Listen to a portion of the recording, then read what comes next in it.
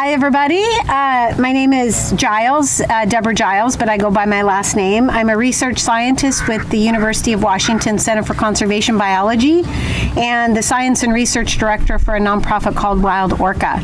I'm here with my companion animal and my colleague, Iba.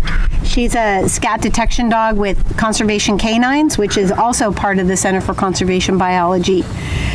We've been studying killer whales out here in the Salish Sea, southern residents mostly, since 2007.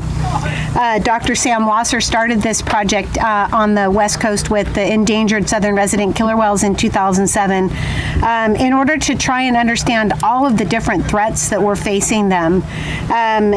By using a scat detection dog, it allows us to non-invasively collect scat samples from really far away. The dog allows us to be able to be 200 or 300 or 400 meters or even up to a mile away from where the whales left a sample. And with their very acute noses, they can take us right to it. Once we have a scat sample on board, we process it here and then put it on ice. And then eventually it goes down to Dr. Wasser's lab at the University of Washington in Seattle. And there his lab technicians and grad students analyze all kinds of things from the sample, everything from stress hormones, nutrition hormones, pregnancy hormones. So we can tell if a female is pregnant, and not only if she's pregnant, but how pregnant. And we can tell things about toxicants in the sample. So what kind of toxicants are the animals ingesting through their food? And things like PCBs, which were an industrial chemical that was banned in the early 1970s, so a really long time ago. Also things like DDT, which was an agricultural chemical that was also banned in the early 70s. Both of these chemicals are unfortunately very prevalent in the killer whale scat. And when the whales are not getting enough to eat, they end up metabolizing their fat stores, which is where those toxicants are usually stored.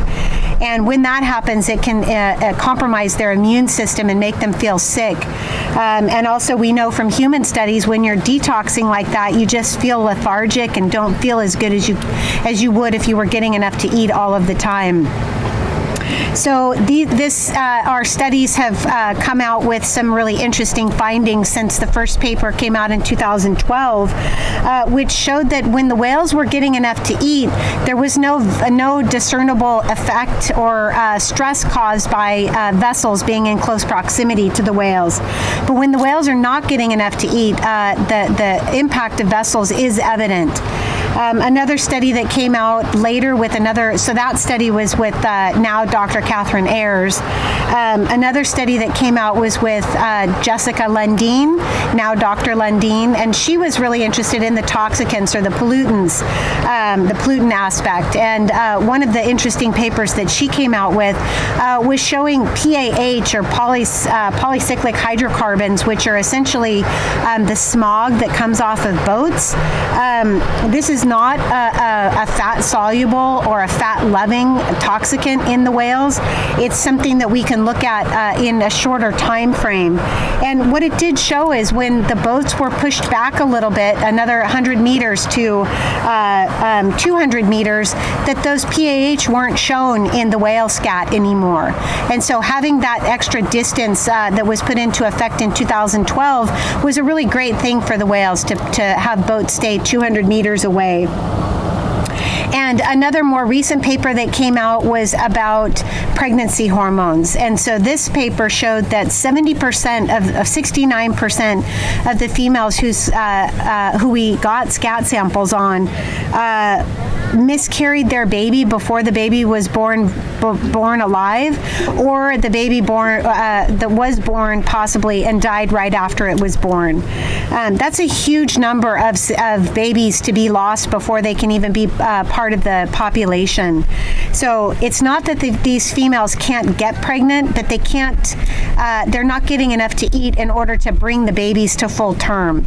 And so all of these threats, whether it be vessel presence and associated noise, toxicants in the food web making their way into the whales, or the lack of quality and quantity prey, specifically Chinook salmon, out of all of these threats, definitely salmon is the biggest problem, because because without a lot of food, without having enough food every day, the other threats that are facing these whales become more of a problem.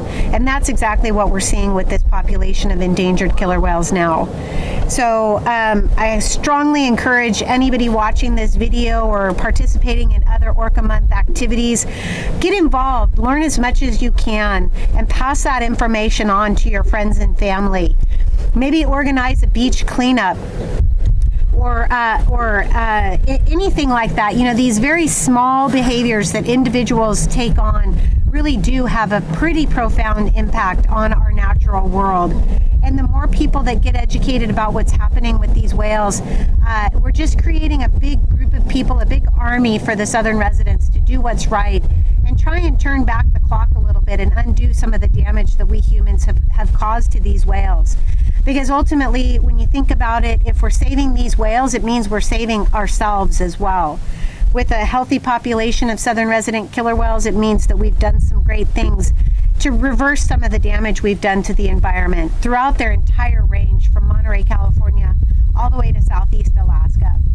So thanks for watching, and I think I put my dog here, Eva to sleep. You can follow Eva on Instagram. It's Eva, EBA, the whale dog, and we'll be posting her work effort and samples that we collect over the summer.